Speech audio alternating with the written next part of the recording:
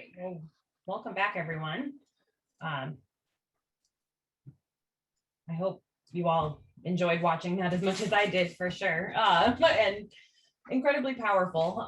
So we have some people on here that you're going to recognize from the film itself. And I think Nicole will be joining us in just a moment as well. I will let you both, all three of you, introduce yourselves and your involvement with the American Resilience Project and how you'd like to introduce yourselves, and then we'll get started with some questions. Paul, do you want to go first, since I see you next on my screen? All right. Yeah. Hello, everybody. Thanks for joining us. I hope you learned something from the film and got inspired to do something, write a letter, or get involved in the energy transition and make sure that it's taking place in a just and sustainable way. My name's Paul Hirt. I'm a professor, former retired professor of history from Arizona State University. I specialize in water and energy, and I ran into Roger when he was working on the previous first episode of this film, which Solar United Neighbors screened a year ago. And since then, Roger and I have been working together on a series of subsequent episodes on the energy revolution. And it's been a pleasure for me to be able to work with Roger. And hello, Nicole, good to see you again. Nicole lives in Arizona, and we've been friends for a number of years, and you saw her and her family in the film. And so anyway, that's enough on me. I'll pass it off to Roger and Nicole. Hi, everybody. Roger Sorkin, American Resilience Project. We're a nonprofit that makes mission-driven films, and the mission here is to make sure we can accelerate and navigate energy transitions as quickly and painlessly as possible. And this is the next in a series of films that we're working on, looking at as many aspects of the energy transition as we can. We're looking at another episode. I actually start filming next week on the transition to electric vehicles from the perspective of auto dealerships and mechanics. Really one thing that I think is a through line for all these films is the justice question, never forgetting that this is about people. It's about the planet, but it's first about people. We want to make sure, as is said very well in the film, we don't want to leave anyone behind.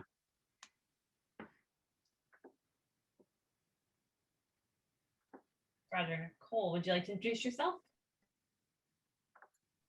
You are still on mute. Yes, I'm Nicole Horseherder. I work with an organization in Northeast Arizona on the Black Mesa Plateau, which is on the Navajo Nation. And I think that the film is did a really good job of highlighting some of the issues that we are having with transition, and especially on the Navajo Nation. So I really like the film. And just a reminder, we will, if you do raise your hand using that feature, we will unmute you. But we do have a couple of questions. One that from Corinne. Is coal mining also dropping off in lockstep with the closure of coal plants, or is the mining continuing and being sold abroad? Actually, Black Mesa is the only place where coal mining was happening in Arizona. And Peabody Energy operated 2 mines at one time. And the Black Mesa mine was shut down in 2005. Due to the work of activists and the California Public Utility Commission and others. The Kayenta mine shut down in August of 2019, and that was directly related to, of course, the shutdown of the Navajo generating station, which the reason that SRP cited, it was economic reasons, but the indigenous groups worked hard to make sure that the Navajo generating station did shut down for good and move towards decommissioning, and made sure that it didn't end up in the hands of another company that would try to continue to run it. I'll add a little bit to that too, Annie. coal-fired power is declining all over the world. And so there is far less demand for coal than there used to be everywhere. So it's difficult to find new markets once a coal mine loses its existing market. It's very difficult to find a new market because we have more coal available than we have demand for. Also, coal is very bulky and pretty low value, so it's not profitable to ship it very far, like overseas. So yes, a short answer to your question is, as coal-fired power plants are shutting down, coal mines are shutting down too, for the most part. Interesting. Oh, Roger, did you have something to add? No, thanks. So a question from Lee coming in through the chat is, what are the plans for using the water that was used by the power plants that have now been shut down? So the water that the coal mine was using, Peabody Energy was using, is groundwater from the Black Mesa Plateau.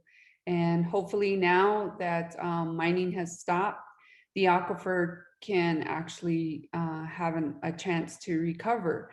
And so that's our hope. And the water, since it sits exclusively on Navajo lands, the water belongs to Navajo. So, and Hopi, sorry. So those waters will remain with the tribe, and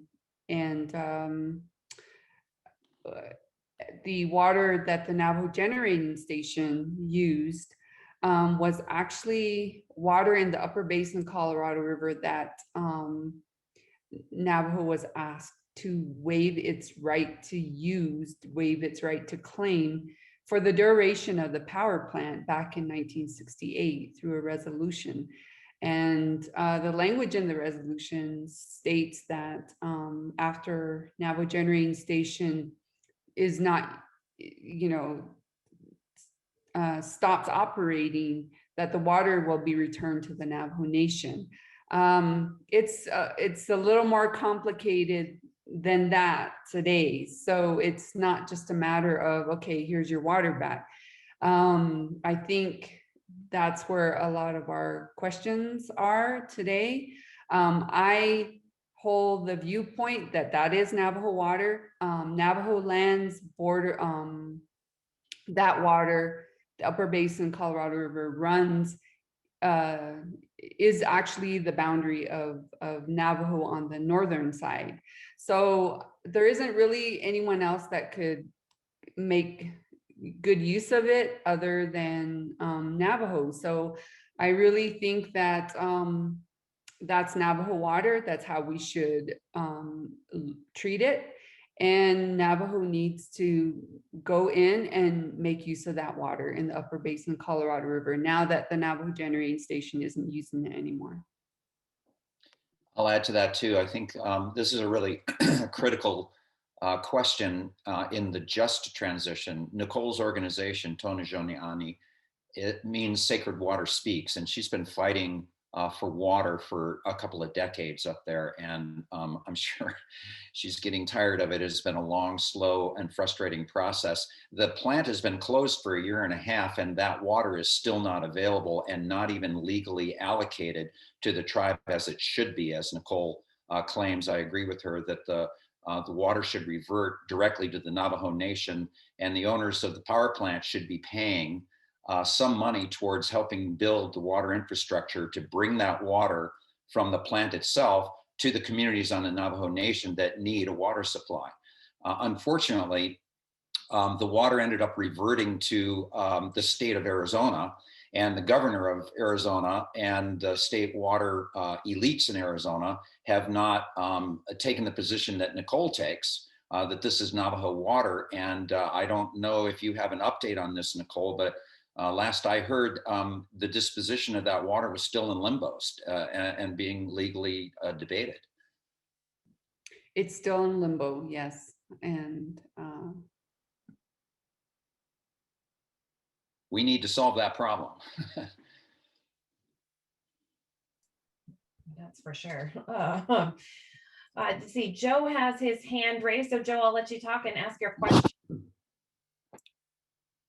All right, you can unmute yourself. Can you hear me now? Yes. I just had a comment. I disagreed with one of the people in the film that said internal combustion engines are going to disappear quickly. I think it's going to be a long transition away from those. Some people are just very slow to adapt anything new. They're very conservative. I used to work at a garden center, and when people come in at lawnmowers, I'd said, well, do you want electric or gas? And so I've had more than one person say, well, I'm a gas person. I'm not touching that electric stuff. I also liked the comment of one woman in the film who said, we really need to be grateful and thankful to the people who suffered for so long working in the coal industry and all these other industries, which are now gone by the wayside, and we need to help help them transition. I bought a all-electric vehicle at the end of February, and it's amazing to me. People, well, how far can you go on a full charge? And what are you going to do? What about where do you get the electricity? So if I say I use renewable energy to generate electricity, then it's, well, how far can you go on a full charge? And what are you going to do with the batteries when they're not useful anymore? And I like to ask them, well, what about your car? Before you ever drive up 1 inch, you're using gasoline, which is pollutes from the time we dig it out of the ground. It's amazing to me how close-minded some people are to transitions and change. I think, yeah, Roger, I feel like your film's going to address just that. I mean, that's what we're trying to do. It's, you know, the status quo. It's a gravitational pull. You know, it's hard to get out of that gravitational pull. And when we're also used to doing the same things, I mean, who wants to change? I mean, I think human behavior, I'm not a behavioral psychologist. I play one on Zoom, I guess. You know, I think we can all look at examples in our own lives where we take the easy route. Because it's just, we don't have the muscle memory, we don't have the institutional memory. I know when we're thinking about making dinner for our family, we just go with the things that we have in our brains and we don't need a recipe for. So, you know, it's an educational process. I think fear is a part of it. When we think about workforce transitions, I'm coming back again, I've got on my mind this new film that we're working on. You know, we're going to be interviewing a number of auto mechanics. And, you know, that it's a tough transition for a lot of people, especially when you don't have the incentives to change. And when you look at the mechanics, auto mechanics, the dealerships make more money on service than they do on sales. And electric cars need less service and fewer parts than internal combustion engine cars. So where's the incentive? The incentive, and I think I'd like to consider myself either a cynical optimist or an optimistic cynic. I don't know whichever one. I'll take them both, I guess. But I think I'm optimistic in the sense that we have the capacity for change if we can overcome our fears and create incentives for ourselves. But I'm a cynic in the sense that I think that most people, you know, the appeal to our better angels is not going to cover the majority of the human population on Earth. I think we have to understand that people, we all are guilty of operating in our own self-interest to a certain level, some much more so than others. But I think at the end of the day, we need to give people, illuminate a pathway for people to understand what the change process looks like. And that's really what I think of a film as uniquely suited to do.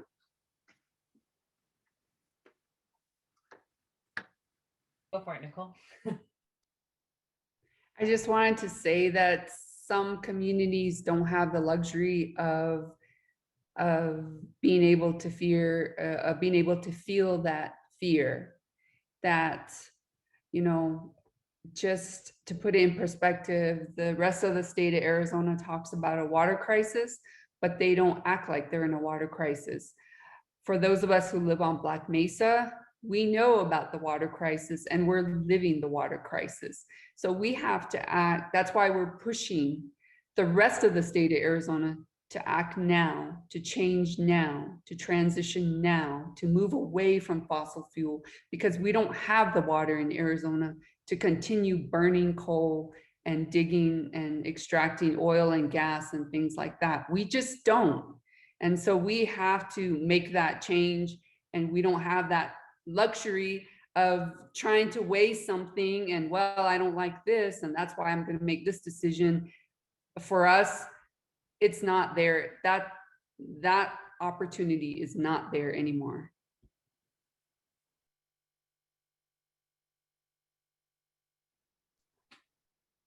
Right. So Karen, related to the what we've just been talking about, Karen has asked, I've heard that the Navajo Aquifer has been 80% depleted due to the Peabody coal mine, that Peabody may request to be released from its contract early, and that they believe they've met their requirements to restoration of the land, although most of the native trees are now gone. How can we monitor what is actually happening?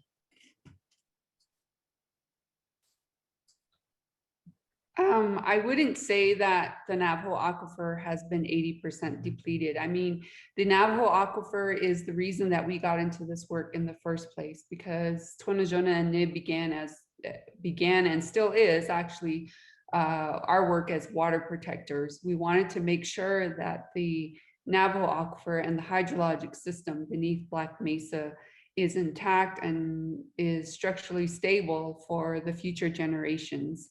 I can't remember what the other, I'm trying to look for your question again, but I can't, what was the second part to that question? The second part was Peabody believing that they've met their commitment to restoration of the land, although most of the native trees are now gone, and how can we monitor what is actually happening in the area?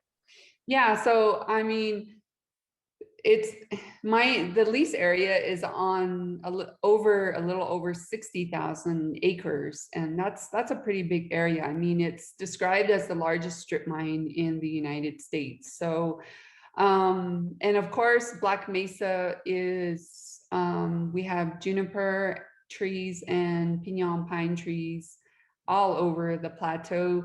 And on the very northern edge, we do have some ponderosa. So, and yes, through mining, all the native vegetation has been removed to make way for mining. And so in terms of reclamation, this is our push right now. This is one of our focal points right now, is to make sure that Peabody fully and adequately and appropriately reclaims the areas that they have mined. And one of the issues with reclamation is that, you know, a lot of this, some type of grass is being replanted in these areas that need to be reclaimed.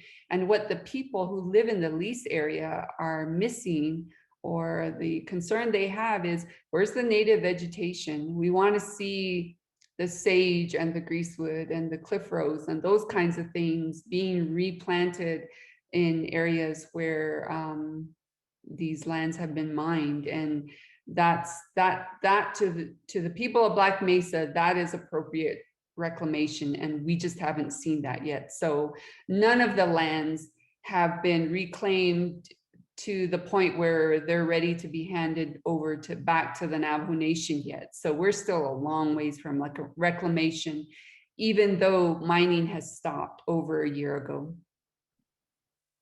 Yes, I think the question is really at the heart of one of the reasons for making this film in the first place, and that is in a kind of a unregulated capitalist system, when a particular technology or business is no longer making a profit, companies simply close down and move on.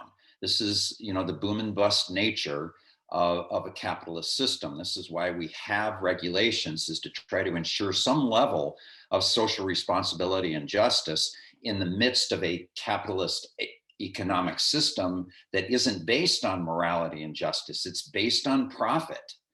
And so, you know, one of the points when you're in a major transition like this, there's going to be a lot of businesses that are going to close down. A lot of power plants are going to close. A lot of coal mines are going to close.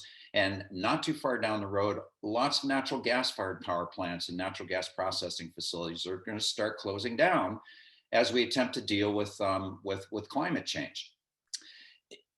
In a regular sort of capitalist economy, there's no obligation on the part of the businesses that had been profitable for decades to do anything to provide transition assistance or a smooth path to a new economy, new economic opportunities for the workers in the communities that are being affected by the closure of these businesses. Now, when change comes slowly, you just have a few workers here and there and a few communities here and there who are being impacted by the constant change in the economy. But when you have a massive global rapid transition from one set of energy sources to a new set of energy sources, it's very disruptive. this is a terribly disruptive change that we're going through.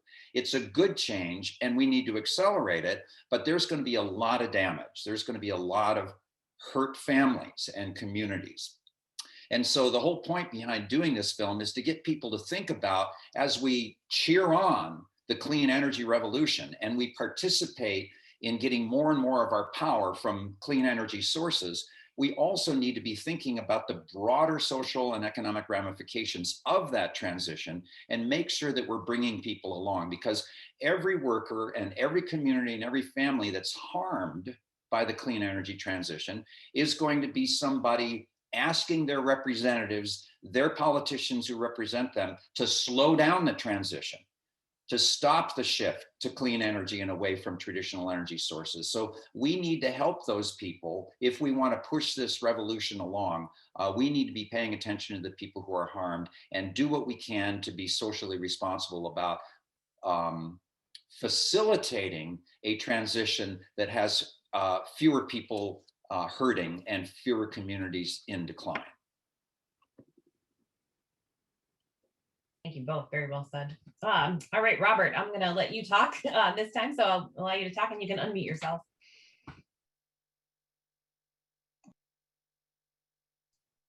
Oh, you went on mute and then you muted yourself again. You're on mute again. Oh, sorry, you're talking to me. Okay. Oh, sorry. Robert, sorry. Robert was going to ask a question, which may be for you, Roger. Let's see. Okay. Okay. Robert Spiller. Can you hear me now? Yes, thank you. You mentioned the difficulty of transition and the affection that some people have for internal combustion engines. There is an opportunity for renewals to, quote, fuel those internal combustion engines with green hydrogen, which can be obtained with renewable energy from wind and solar. I don't know whether your water resources are adequate to consider that, but if so, that helps the grid to smooth the energy flow, given that solar and wind are intermittent and the demand goes on a different schedule. If you had something cheaper than batteries, like green electrolytically formed hydrogen, would that not be a way to reduce the cost of transition?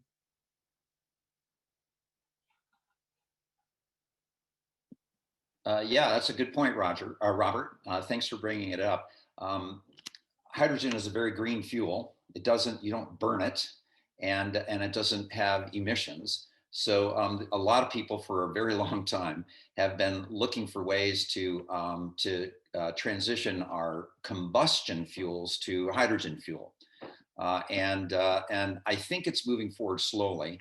There's some cost problems associated with it. It's actually kind of expensive to make hydrogen. The cheapest hydrogen comes from natural gas through a steam process. And so that's a little bit problematic. More expensive hydrogen can be made simply from water, salty water, but it costs a lot more. That hydrogen costs a lot. Plus, there's the problem of the infrastructure needed to distribute that hydrogen fuel. I think we will see the development of more and more hydrogen fuel cars in the coming years, but battery electric cars are much more easy to produce and easier to fuel, because everybody has electricity everywhere, but hardly anybody has hydrogen fueling infrastructure. So that's a big infrastructure investment, but I think we will see some of it coming. Finally, I think probably what's going to push forward the hydrogen economy, it'll be big in the coming years. It'll take a while, but one of the things that'll push it forward is what you were mentioning, Robert, and that is as we build more and more renewable energy resources, wind and solar in particular, sun doesn't shine at night and wind doesn't always blow. And when the sun shines in the middle of the day in the sunny Southwest, sometimes there's too much energy. California actually pays neighboring states to take their excess solar energy. Is very interesting. So sometimes there's a glut of solar and we don't know what to do with it, and it simply gets curtailed. Europe is in this situation. There's enough solar curtailed every year in Europe simply because there's too much being produced at particular times and they don't have markets for it, they curtail it. The amount of solar curtailed in Europe every year is enough to provide electricity to something like 27 million households. Wind is getting to be the same way. When the wind's blowing really strongly in the high plains of Texas, they can't get it all to market, and a lot of that's being curtailed. So there is the perfect opportunity for making hydrogen from water is when we have excess wind and excess solar. And the more we build out renewable energy, the more we're going to have times of excess. The perfect way to store that energy, instead of curtailing it and letting it go to waste, we electrolyze water, make and store hydrogen, and then use that hydrogen later to create electricity when the wind isn't blowing as strongly or when the sun isn't shining. And so that's how we're going to be able to get to eventually 100% renewable energy grid, is start taking excess renewable energy and turning it into hydrogen. I'm not sure it will ever replace battery electric cars for transportation. I think that's pretty much locked in now, but it is going to be the source for our long-term energy storage to smooth out the ability of the grid to meet all of our energy needs, even when the wind isn't blowing and the sun isn't shining. Thanks for letting me go off on that tangent.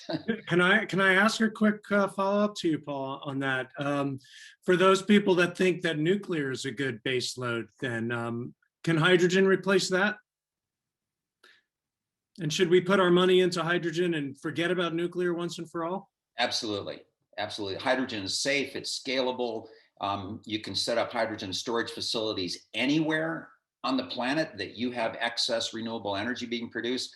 Not so with nuclear power. Even the new so-called safe modular nuclear reactors still have nuclear waste that has to be dealt with for hundreds of thousands of years, and they're super expensive. They will never be able to compete on cost with clean renewable energy. Clean energy now is by far the cheapest source of new energy available worldwide. Wind and solar is cheaper than everything else. That's never been the case before. This is the main reason why the energy revolution is moving forward. It's not because a bunch of us tree huggers are saying we want clean energy, and it's not because policy is pushing it. In fact, we had for 4 years, America had a distinct policy of saving coal and discouraging clean energy, and it didn't happen. And that's because the economics are driving the transition now. And nuclear, again, is like 10 times more expensive than wind and solar. It's just not going to be, people aren't going to invest in it because your ability to recover your investment and make a profit on nuclear is simply, it's gone. So I wouldn't look forward to that. People used to think that was a bridge fuel, that would get us to a low carbon world when wind and solar weren't able to provide 100% of our needs. That perspective is about 10 years old now, and it doesn't hold much water anymore. Yeah, and Annie, forgive me. I thought I could paste an image into the chat, but apparently I can't. It just pasted the name of the file. Forgive my my tech unawareness here, but this graph is very interesting. This friend of mine, actually the guy who does the animation in our film, Ben Hillman, took this graph from Lazard's very sort of esoteric energy analysis, and put it into very layman's terms. And basically, I'll just describe it for you briefly, but it's... share your screen, not to interrupt you, but you can share your screen if you want to. Yeah, could I do that just for a quick sec? Yeah. Yeah, why don't I just do that? And let's see. Yeah, so if you all just have a quick look at this, I mean, this sort of sums it all up.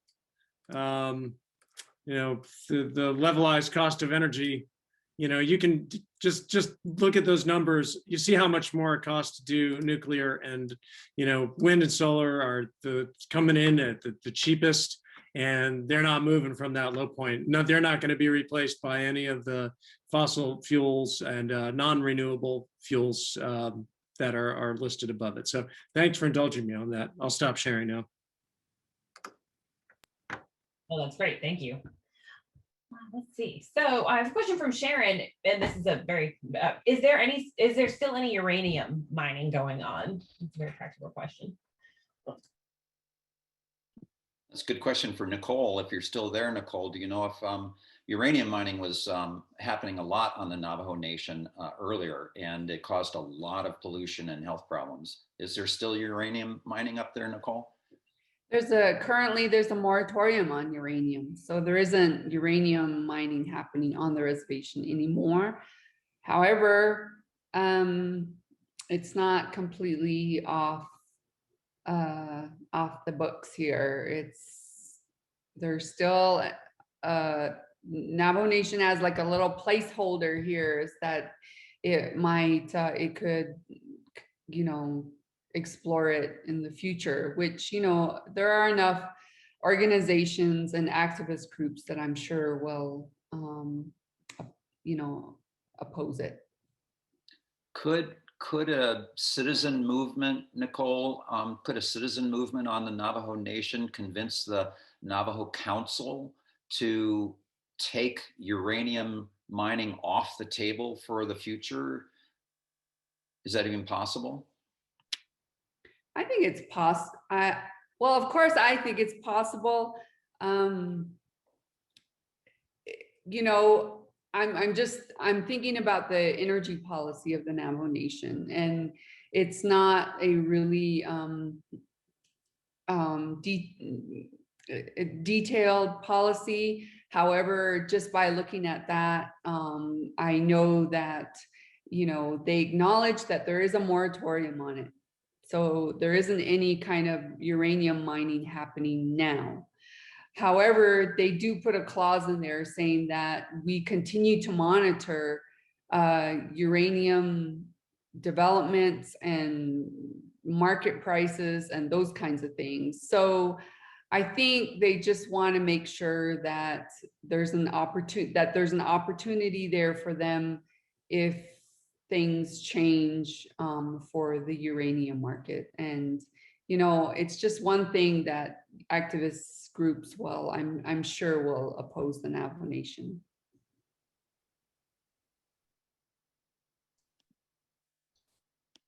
So Mary Lynn, I'll let you talk next and ask your question.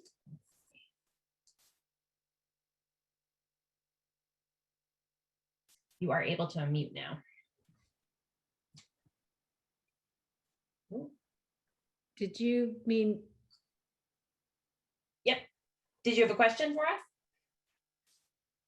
Well, this is Tiffany. I think maybe you unmuted me instead of Mary Lynn.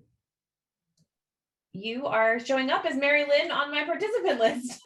Well, what do you know about that? I don't know how that happened. Yeah, so I'll be Mary Lynn tonight. I'm fine with that. I saw a comment earlier from Mary Lynn about, well, anyway, it doesn't matter. So I have had the good fortune to listen to and participate in just a vast number of discussions and sort of roundtables around transitioning away from the combustion engine and around transitioning away from fossil fuels. And I think there will certainly be some resistance to giving up the combustion engine and all of that, but I am really concerned. That's going to take how long it takes. But to me, some of the other uses of petroleum are so ubiquitous in our society, and if are there movements underway to cut down on those uses? I'm thinking single-use plastics. I'm thinking, it's so difficult even to go to the grocery store sometimes and not come home with so much plastic. Can we cut down on other demands for petroleum to start easing away from that, even as a profitable product to pump out of the ground and sell, while at the same time being mindful that even as we do that, the same thing that happened with coal and the loss of jobs is going to happen on a much greater scale around the world as we begin that transition And so, it's two sides of that coin. And I feel like we balance on the edge of that coin about moving away from the combustion engine, but it's so much bigger of a conversation. I guess I'm sort of babbling, but that's my concern. So I want to be helping us move away from petroleum across our lives to cut down on demand, but I also want to, be mindful that we are talking about, even as we're talking about our quality of life here, we're talking about livelihoods around the world. Yeah, I'll take a stab at a reply there. I mean, I think there's very little that we're going to do as individual consumers trying to make a dent in that if we decide we're going to buy, and we of course we should try, but going to the grocery store, I do it too. I'm horrified by how much plastic I wind up with, and try not to have that much. But even if I were to cut out just 50% of all the plastic that I consume as an individual, we're still dealing with such large scale supply chains, systems.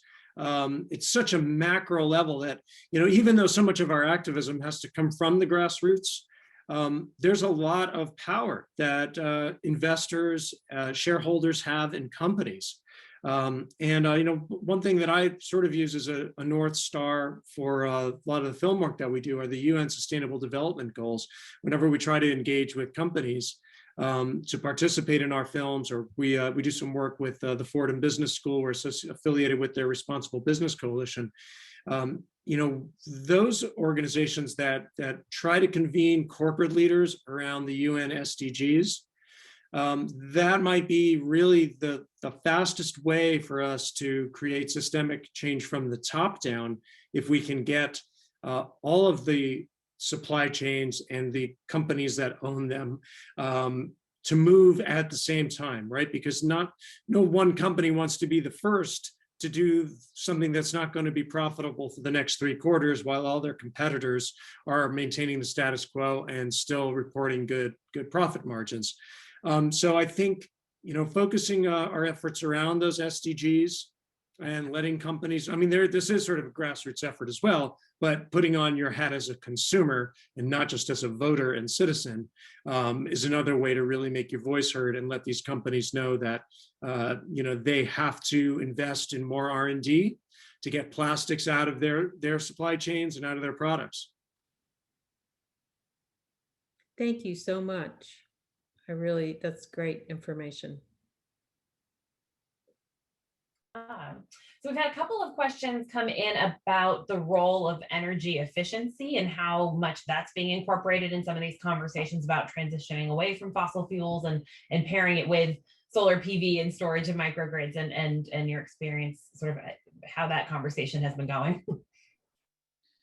One of the things that Rocky Mountain Institute, RMI, is most known for is their wonderful phrase: the cheapest kilowatt is the kilowatt you don't have to produce.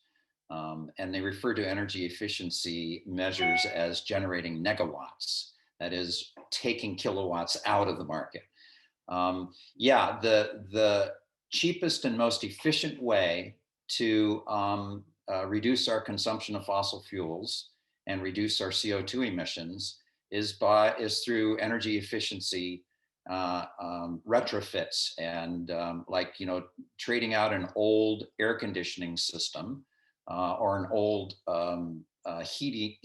heating system with a new highly efficient heat pump. You pay more money up front to do that, but you save a lot of money over the long term because they're so much more efficient. You're just consuming less. And so, for a very long time, for about 20 years, the environmental movement has been focusing on increasing efficiency. You get the most bang for your buck for money that you put into energy efficiency. You get the most outcome.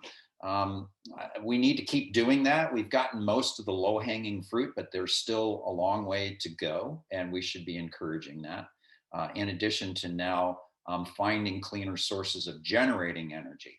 Back when solar and wind were the most expensive alternative sources of energy, about the only effective argument you could make as an energy conservationist in the environmental movement was reduce your energy consumption. Get more efficient appliances, turn your thermostat up. But now that clean energy is the cheapest form of energy generation, we've got both of those strategies going full bore. And so that's one of the reasons that we're going to see a tremendous amount of progress in reducing fossil fuel consumption and reducing our CO2 emissions over the next 5 to 10 years, because we got both of those strategies working for us now. And we should integrate them. I mean, if you're looking at what can I do as an individual, that's the first thing I did was I invested a whole lot in making my home energy efficient. Not just replacing appliances, but putting in weather stripping on your doors, turning your windows from single pane. You know, I lived in Tucson, Arizona, where it gets to be 110, 115 degrees in the summer. And I had single pane windows in this old house that my wife and I own. Replace those with double or triple pane windows. All of that is the best thing you can do, and you get the most bang for your buck. Then move towards becoming energy independent, going 100% solar if you can, which is my goal for this year. And hopefully will happen starting Monday or Tuesday when your system gets installed. Lee, if you want to ask your question next, I'll let you talk and you can unmute yourself. Yeah, I heard him talk about packaging at the grocery store, and I recently thought about biodegradable plastics, and I had a new definition for them: plastics that you don't have to do anything to, and they turn into methane and carbon dioxide. And so I started to rethink the question of how should we package things, and how can I go to the store and bring back things that are, not so dependent on throwing it away. And so I think that there will be a cycle, a closed cycle of carbon that will include plastics. And in many cases, we will burn them for fuel or use them as a carbon feedstock like crude oil. But that biodegradable ones are actually just a fast track to more carbon dioxide and methane in the air. So I wanted to make that point. Thank you. Thanks, Lee. All right. So a question from BJ, and if Nicole, this is, I think, directed towards you. Will the Navajo Nation Solar Power Initiative take advantage of the Biden administration proposed funding for solar energy expansion, or is that not something that you all are looking into?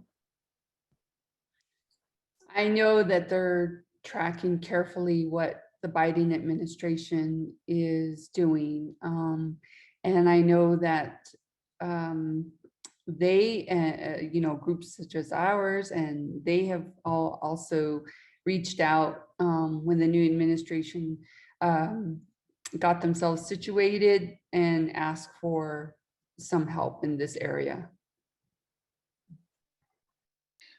People may be interested to know that the Biden administration has appointed a Navajo woman who was the co-founder of a renewable energy company on the Navajo Nation called Native Renewables.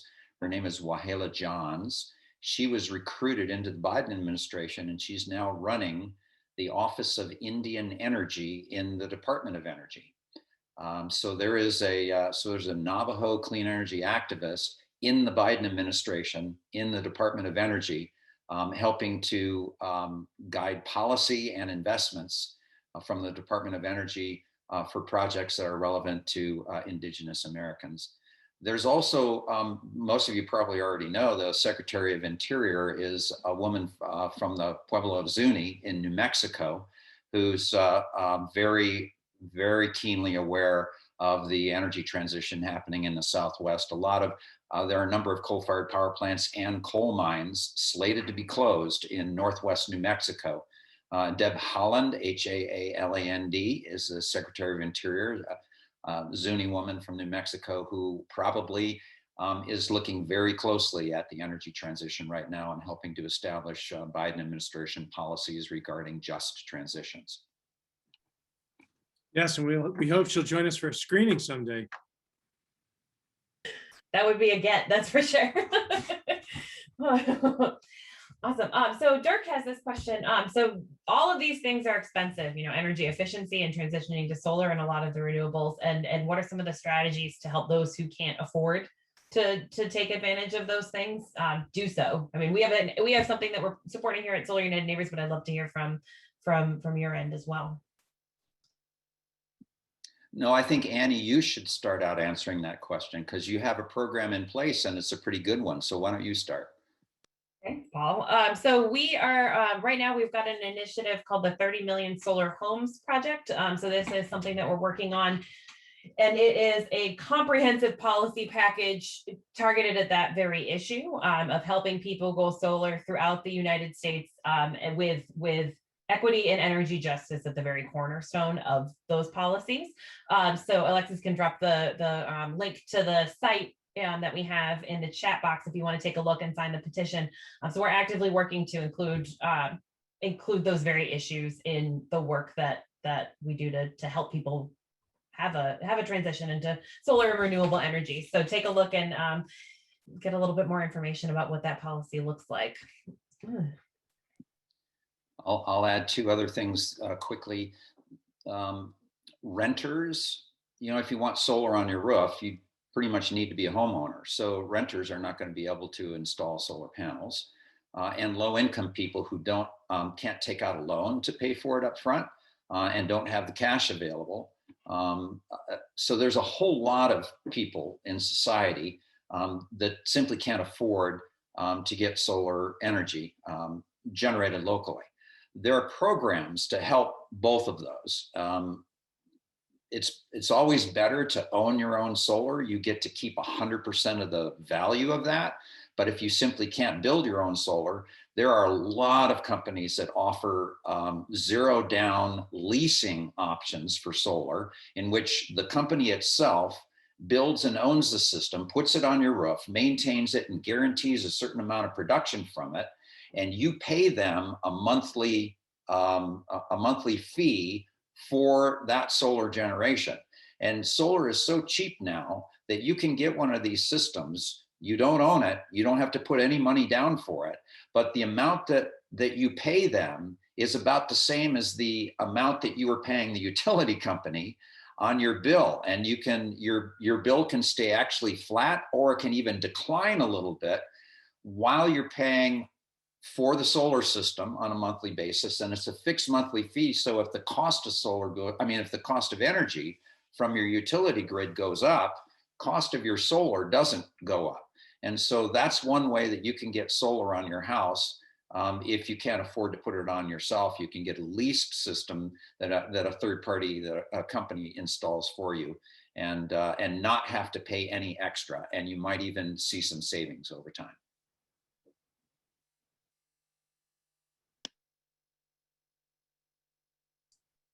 Awesome. Michael, we'll let you ask one of the last questions that we'll have time for. So I'll unmute you and then you can, I'll allow you to talk and then you can unmute yourself.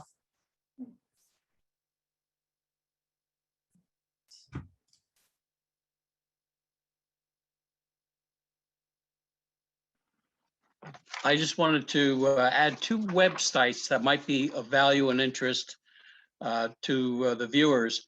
One is NetZero.com. Somebody mentioned something about going to the grocery store and getting bags and stuff like that you can't recycle or release methane, etc. NetZero sells products that you can buy your produce, put them in the bag, and reuse them, and are also washable. The other website that's of some value and interest is Earth911.com. And that goes into a lot of recycling things and things that you can do in order to reduce your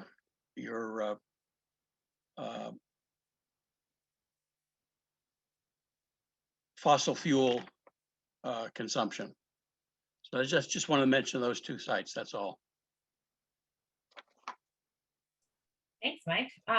Joe, I'll have you sorry, not Joe, sorry. Joel, I'll allow you to talk next. So you can ask your question. Hi, this is. Sorry, Joel, if you can unmute yourself again. Hi, this is Joel in West Palm Beach. I installed solar on our roof in 2018 by Solar United Neighbors help. Went through the co-op. And I used PACE. It's an acronym. I can't remember what it actually stands for. But essentially, the cost of the system is part of my real estate taxes. So when I pay my real estate taxes, I pay for the cost of the system. I had no money down. After 20 years, I own the system and the payment goes away. The actual payment is approximately the cost of the electricity that I would have had to pay to FPL, our local utility provider. So it's about equal. So it's like don't care, except for the fact that in 2018, there was a 30% federal tax credit that I'm taking off my federal income taxes. So it's, so 30% of the system is actually paid for by the federal government. So it's a big savings to us. And again, there was no out-of-pocket cost. Didn't cost me anything. The system was installed in 2 days. By the end of the month, FPL put me on the NetZero system, and everything's good from then. Very nice. Great programs. Yeah, there's a lot of programs out there. People should. Somebody asked if they could download the chat. Can you answer that, Annie? We'll include the chat in the follow-up email tomorrow, along with the reporting of the Q&A. So you'll get all of that, all of the lovely links. So. By the way, I should also mention anybody who would like to see the film again or show it to family or friends. We're going to have on Roger's company's website, the American Resilience Project is the name of his company. The website is amresproject.org.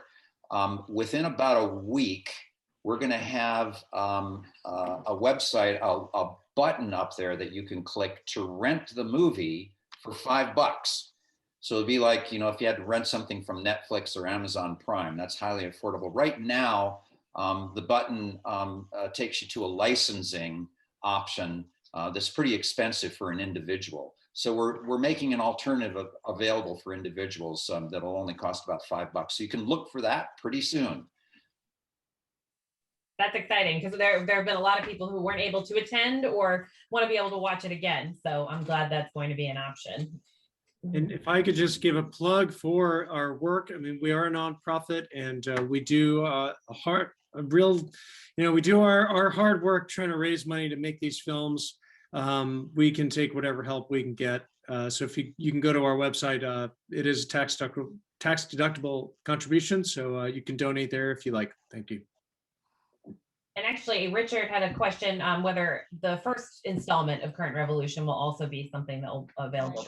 I was gonna ask that. Thinking about that. What's that? If the first installment would be available. Yes, I don't know if it'll be the exact same time frame, but we are working to make all the films accessible for individual use. That's great. And we can't wait to host a screening of the third installment on electric vehicles. That's for sure. It turns out, just a quick anecdote on that, when we called up the GMC dealer in Southern Vermont, where we're going to film next week, it turns out that, and by the way, they own Cadillac, and Cadillac just announced great plans to go all electric. Turns out the day we're showing up to film is the day that a charging station installation company is coming to do a site visit at the dealership to see where they can install charging stations at the dealership. So there's hope. People should also know that Roger and I are in the middle of doing another episode of Current Revolution focused on the Hawaiian energy transition. Those of you who've been paying attention to the policy environment on clean energy, Hawaii was the first state in the nation to adopt by legislation a mandate to get to 100% clean energy by 2045. They were the first state to do so, set a precedent. New York and California followed.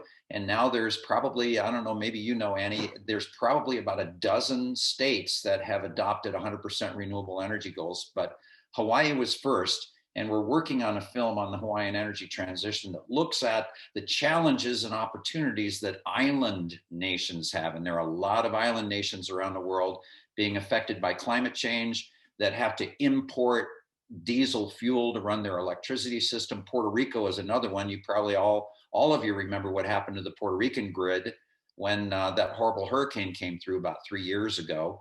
And instead of building back a resilient, clean energy grid, they just rebuilt the existing old dirty energy grid that they had. So there's a big need for transitions in island nations. And so that'll be either episode 3 or episode 4 of this series. Look for it. Hopefully you get to visit there during the filming.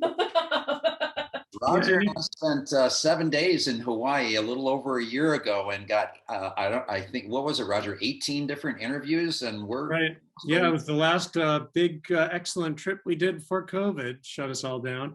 But, you know, what's interesting, just a quick note on the adaptation of the filmmaking process. We actually accomplished this film that you just saw tonight with the help of the Navajo Nation TV and Film Office. I did a fair amount of Zoom interviews. They used Zoom lenses to get close to people without having to break social distancing protocols. So we're actually able to keep working even though we're all trapped in our homes. That's amazing. And I would say, I mean, the filmography was beautiful. I wouldn't have known that that some of that was done remotely for sure. Well, it is just 9 o'clock and we want to be respectful of your time, but Nicole, Paul, and Roger, thank you so much for being with us this evening. The film is incredible. We can't wait for the next one, and your perspective and thoughts were greatly appreciated by all of us. So thank you all for joining us here this evening. Thank you, Annie. Thanks, everybody. It's a pleasure to be with you. Thanks, again, Nicole. Good to see you again. And we will send out the chat as well as the recording of the Q&A after this. And again, if you want to, I'll pop up a couple of links, of course. Now my screen is being silly, but let's see if we can do that. So just oh, of course it went to the beginning of it. That's okay. Just a couple, if you want to learn more about, of course. Anyway, I'll pop them in the chat because it's being silly. But if you want to learn more about the American Resilience Project, you can check out amresproject.org. 30 million solar homes is our new advocacy petition and project that we are really putting a lot of weight behind. And then share more about the film. You can share the link to the trailer on the American Resilience Project website and hopefully get that link to rent it for $5 soon. So thank you all for joining us this evening.